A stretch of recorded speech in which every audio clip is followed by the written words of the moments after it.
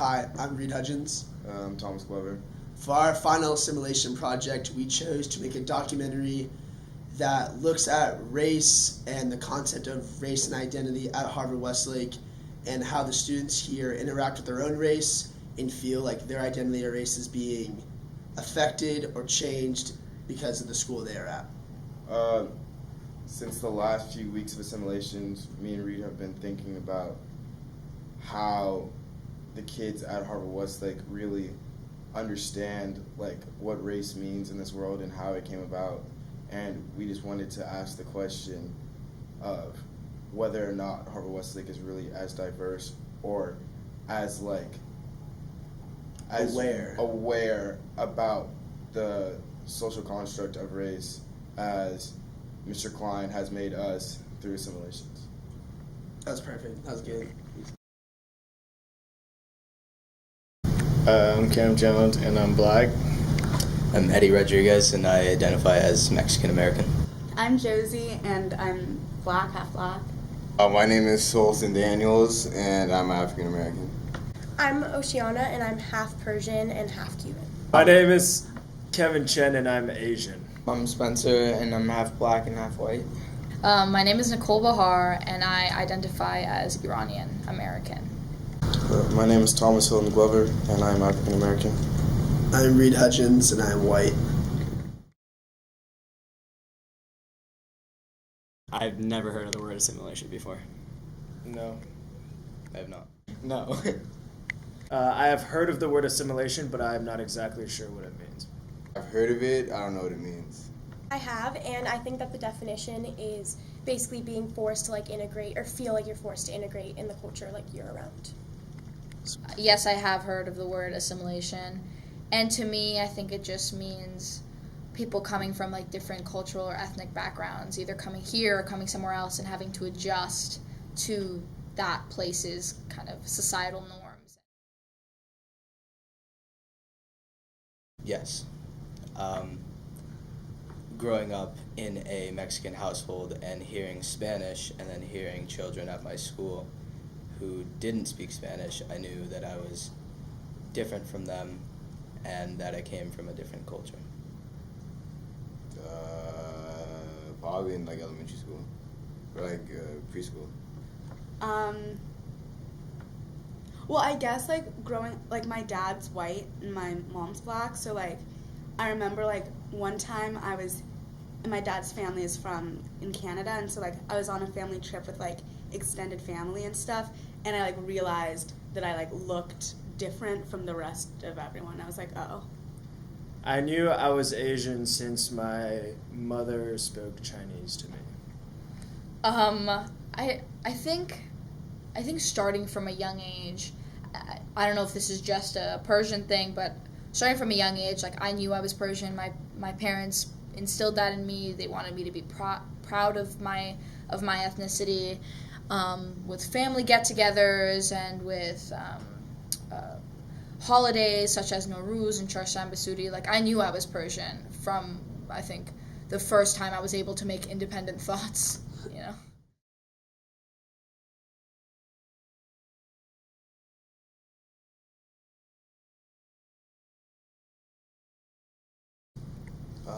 No, I don't think so.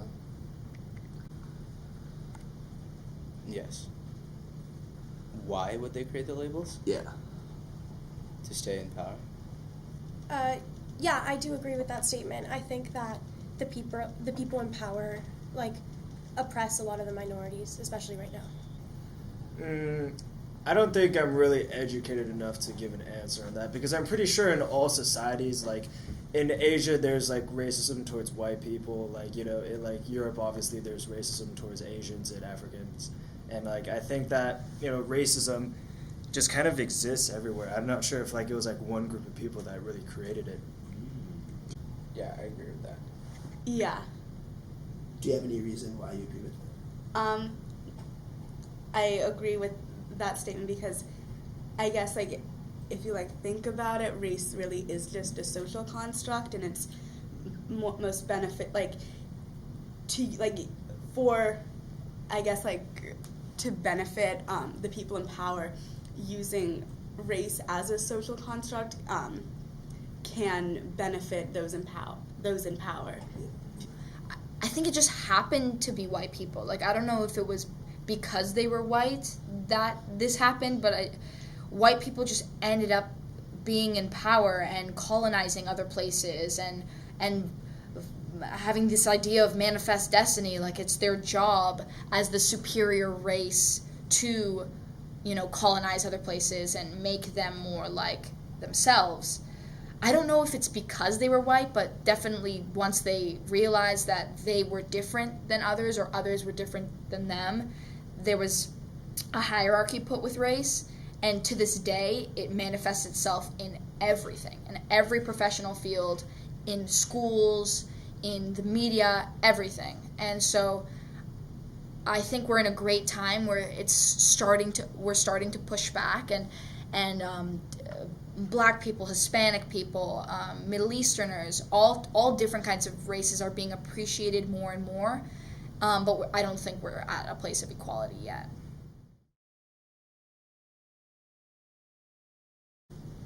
No, because those who are in power want to stay in power. They're not going to give that up easily, and they have too much power right now to be taken from them. I would hope so.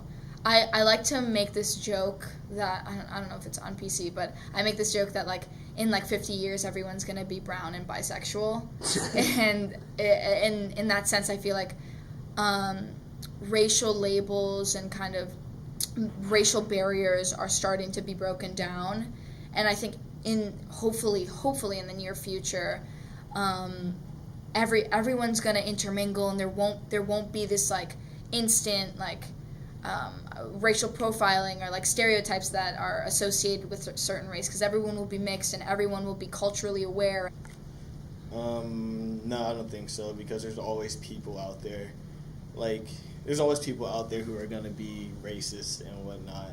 So, you can't really do anything about that. I don't think it's ever going to... I feel like racism is, never going to end. It's always going to be out there. I think that as the world becomes more and more integrated, due to globalization and whatnot, as more and more people meet each other, I think that eventually, race will really know no boundary, and that we can overcome these labels. I wish they would, but I don't think I see that in the near future, because I feel like even after all this time, I feel like they're still super prominent, even though they have diminished significantly since they started. Well, I feel like something would have to happen in order for it to become extinct. So, I don't know. I can say. I've not experienced any discrimination because of my race. Yes, I have. It's just it's just stereotypes and whatnot. It's just it's casual, everyday sort of stuff. Yes, I remember one time I was just walking down the street with my friends. We're all Black, and you just see an older couple, white. And, you can tell they were peeping at, looking at us and being very cautious around us and making sure we didn't do anything. Stuff, yeah.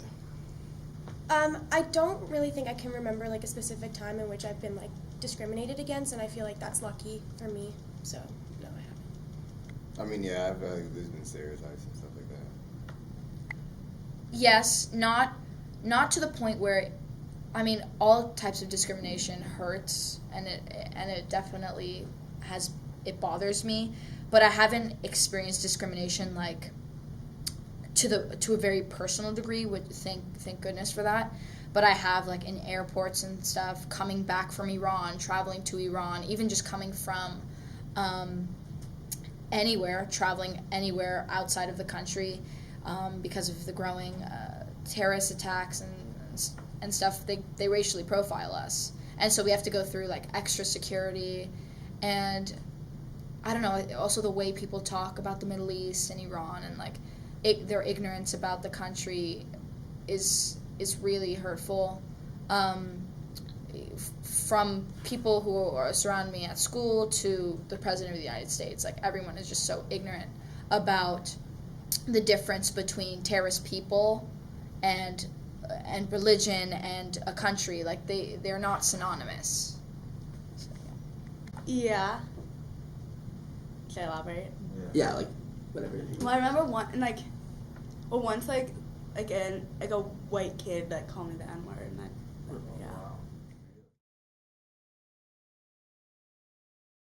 yeah. No, I have not.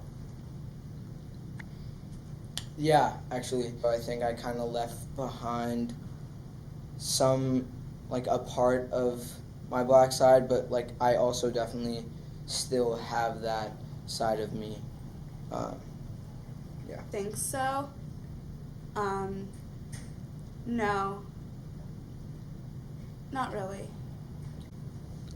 I'm trying to think of like a certain instant where I felt like I had to hide my culture, and I honestly think I never have.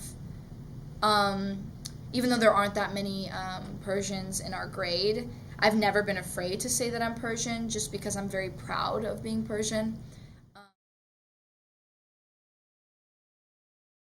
I don't change for anyone.